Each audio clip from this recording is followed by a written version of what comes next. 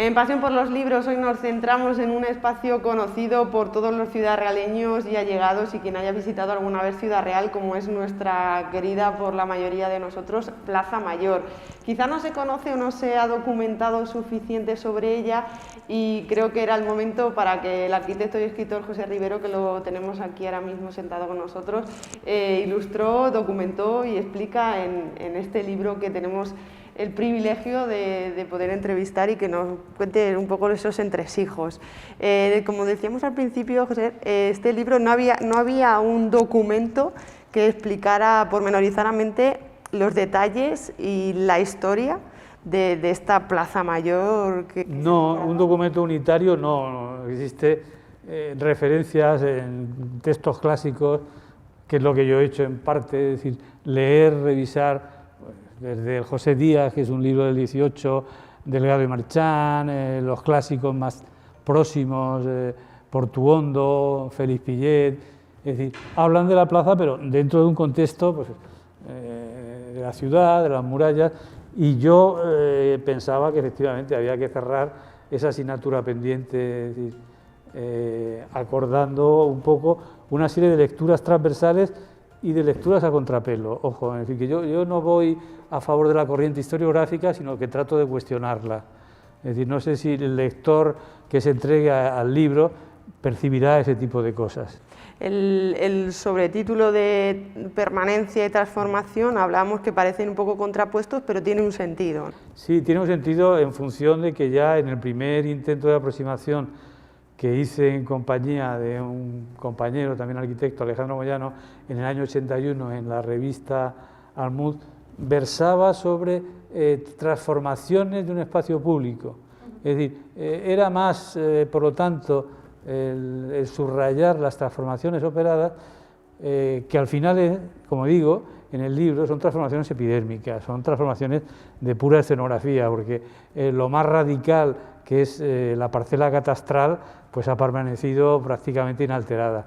Mientras que lo que ha permanecido tan inalterado como las parcelas catastrales es el vacío.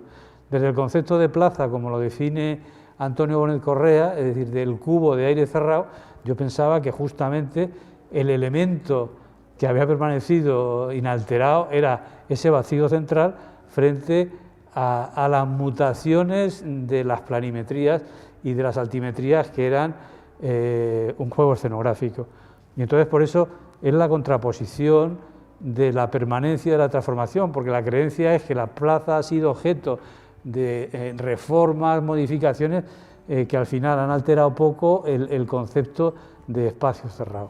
Ese puede ser una premisa que se tenía y que aquí de alguna manera desmientes o documentas. No, no sé si se tenía o no se tenía, habrá que ver y entender. Yo creo que la gente es consciente, por lo menos las transformaciones en los últimos años, sobre todo de los años 70 del siglo pasado, es decir, con la alteración del ayuntamiento de Barasoria, la introducción del de Higueras, y es lo que la gente percibe, pero un poco más allá yo creo que no llega a captar lo que ocurre. Yo lo que pretendo, aparte de ese análisis específico y pormenorizado de la plaza, es poner en valor ese espacio con el recinto amurallado y con las vicisitudes fundacionales de la ciudad. Como dices en el libro, se funda en el 1255 por Alfonso X el Sabio. ¿Qué queda de aquella Plaza Mayor? Bueno, la plaza, como se define en cualquier libro de historia del urbanismo medieval, era una encrucijada de caminos, es decir, que no era un espacio específico cualificado. Incluso hay un autor local que llegó a ser cronista, como Julián Alonso, en un artículo que lo comento, que viene a decir que Ciudad Real nunca tuvo plaza. Dice, bueno, eso es lo que dice. Hay muchas peculiaridades, porque la plaza, incluso desde planteamientos medievales, se vincula siempre con la proximidad de la iglesia, que esto Villegas lo subraya. Es decir, el caso de la plaza de Ciudad Real es una anomalía, porque las plazas mayores, si tú reconoces o tienes memoria, prácticamente aparecen todas en presencia del templo, como el otro equilibrio de los dos poderes, el poder temporal del civil, el poder intemporal de la iglesia. Me estoy acordando ahora, Villanueva de los Infantes, San Carlos del Valle, se estructuran siempre en ese espacio con la presencia del templo. Ciudad Real en ese sentido es una excepción, es decir, se hace de cara o, por decirlo, por oposición a los planteamientos. Claro, cuando se funda la ciudad solo existe un rudimento de templo sobre lo que hoy es la catedral, pero bueno, se podía haber optado por otros caminos, igual que se podían haber optado por otros caminos en la ordenación del perímetro completo de la cerca, que es lo que yo cuestiono y batallo y critico al rey fundador. Eso es lo que ahí quería preguntar, sí. que al tener tanta documentación y ver tanto, ¿qué te llama la atención o qué se ve? Pues me llama la atención primero la torpeza, que no la he captado yo, hay más gente que también la capta, desde López Camarena, que es el actual cronista, a Paco Pavón, escribiendo sobre Ciudad Real. Pues, hombre, es decir, el enclave, ya sabes que se debate, la decadencia de Alarcos y la decisión de contrarrestar el poder de las órdenes militares. Quiero fundar una ciudad, voy a fundar una ciudad sobre un poblachón existente que era el Pozuelo de Don Gil. Y entonces, bueno, pues se produce toda la mitología de esa literatura fundacional que existe, donde más o menos nos dan a entender que el mismo rey Alfonso X guiaba una yunta de bueyes, trazó la cerca por donde se iría la muralla, es decir, un cuento de hadas. Es decir, cuando realmente en esos momentos el urbanismo medieval está regido por dos principios organizativos, los oppidum y los castros. Los castros son herederos de la planificación romana de los campamentos, que son estructuras geométricas trazadas a cuerda, donde hay una disposición comprensible, cosa que aquí tú ves un plano, el más antiguo que puedas consultar del siglo XIX, porque planimetrías anteriores no tenemos, y realmente todo está fuera de lugar y está todo desordonado. Es decir, lo que prevalece, por lo tanto, es una intersección de las vías que concurren en ese punto, y en esa confluencia, en el punto central, en ese nodo, es donde se aloja el espacio de la plaza, pero no con una voluntad específica. Entonces yo la crítica que hago es que Alfonso X conocía, porque lo demuestra en textos suyos, en las partidas, es decir, los rudimentos que se estaban planteando. Incluso él, cuando asiste al asedio de Sevilla con su padre Fernando III, describe el campamento, y el campamento ya tiene una estructura pues casi de ciudad romana, de cardo, de cúmano, de manzanas rectangulares. Y otro dato que se aporta, incluso se pone planimetría, es la otra villa real, la de Castellón, que funda Jaime I, es justamente un recinto organizado con la plaza en el centro, con una muralla rectangular, 4 puertas en los ejes. Y claro, Ciudad Real en ese sentido es formalmente un caos, desde el principio. Quizá porque no le prestó la atención suficiente. No, pero si lo raro, bueno, pues yo puedo entender muchas cosas. Hablan también del mal carácter que tenía, de un cáncer que tuvo en el maxilar, no sé qué, sino toda la geografía de toda la literatura que sobre la ciudad ha venido después, diciendo el rey estuvo movido por los astros y con su gran magisterio trazó la elipse perfecta. Ni hay elipse perfecta, ni hay óvalo perfecto, ni hay almendra. Es decir, tú silueteas el entorno de la ciudad. Manolo López Camarena hablaba de la pera, no sé por qué la combinaba con la gran pera de Nueva York. Y realmente yo creo que es un gesto que está desasistido de interés y de voluntad. Por mucha interpretación positiva que se haya producido a posteriori, eso no modifica el vacío de los datos fundacionales. El libro podemos decir que es abierto a todos los públicos, a lo mejor especializado para la arquitectura. No, los requisitos de esta colección, desde el principio me decía José Luis Sobrino, es decir, que es una colección de ensayo, incluso se cuestionó porque yo puse notas, y dice, no, es que esta colección va sin notas. Al final, bueno, redujimos las notas. Algunas notas son muy necesarias porque explican perfectamente lo que está pasando, lo que está ocurriendo. No son notas de recarga académica, es decir, que el libro es accesible. Yo creo que se lee bien, es decir, que con independencia de que haya ideas que probablemente requieran una meditación distinta. Por ejemplo, yo contrapongo cuestiones, utilizo como método analítico la contraposición, por ejemplo, topos-logos, es decir, lo hago para establecer una dicotomía entre el topo como realidad física de un territorio y el logos como idea superior de una ordenación planificada. En el caso de la ciudad, el logos sería el documento planimétrico necesario para acometer esa realidad, y el topos es, pues bueno, lo que se encuentra, lo que yo defiendo aquí de los dos altozanos, de algunos bajonazos del terreno que van hacia la mina del Guadiana y ese tipo de cosas.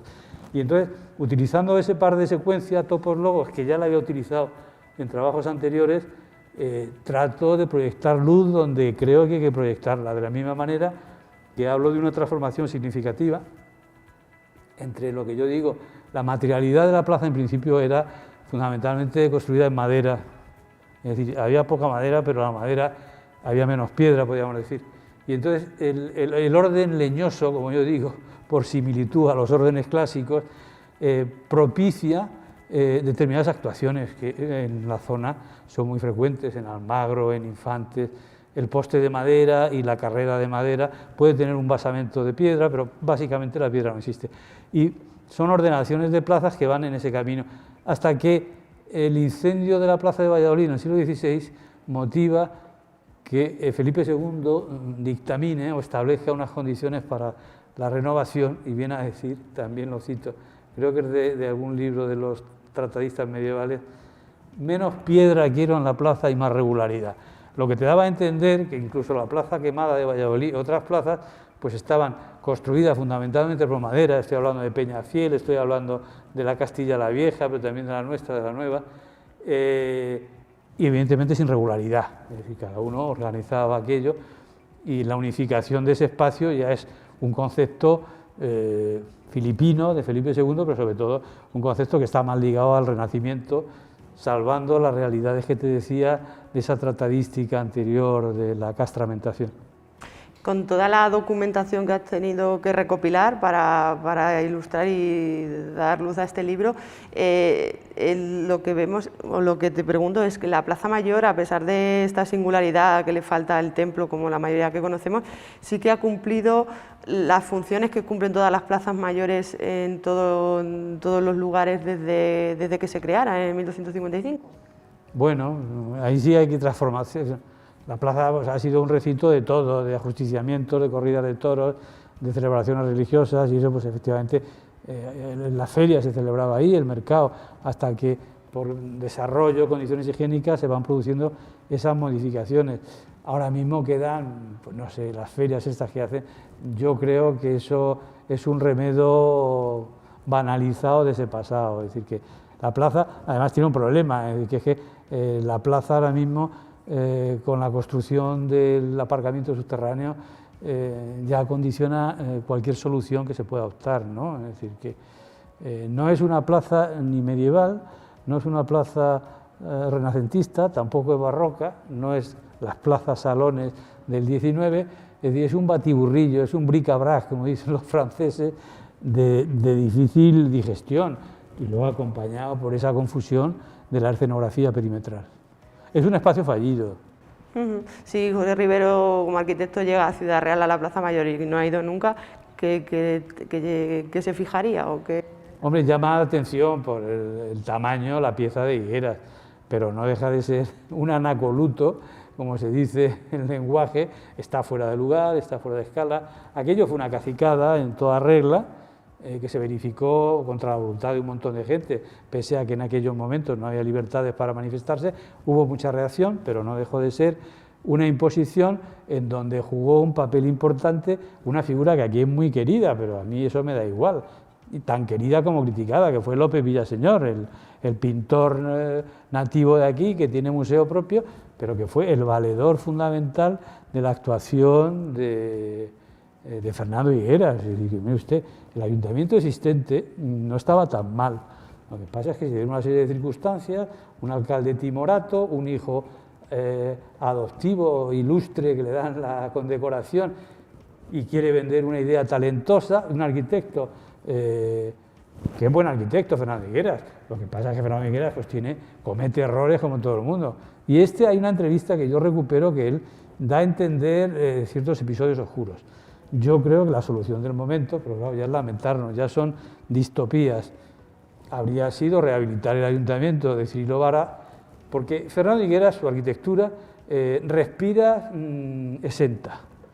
Es decir, el Centro de Restauraciones, la Corona de Espinas, como ejemplo, o el Ayuntamiento de Bruselas, del cual viene el de Ciudad Real, son edificios exentos. Es decir, que Fernando Higueras podía haber hecho su ayuntamiento capitalino en los jardines del Torreón del Alcázar, una pieza exenta para contemplación de los viandantes, y hubiera dejado tranquilo la quietud de la plaza capitalina, que bueno, Lope Villaseñor decía unas tonterías absolutas sobre esta cuestión. Pues mi conclusión, José, es que en este libro hay mucho más que arquitectura, hay historia, hay mucho ámbito social y que muchas curiosidades. Y debate, porque yo creo que es que la gente no puede dormirse en cuestiones públicas que afectan a todos, ni confiar en los que nos rigen, porque muchas veces serán rectores pero pueden equivocarse. Pues yo creo que tenemos motivos suficientes para echarle un vistazo, para leer este libro y tenerlo sobre mesa, sobre todo pues tener un documento de Ciudad Real. También, pero vamos, sobre todo para sembrar la inquietud y animar al debate. Pues muchísimas gracias. A ti.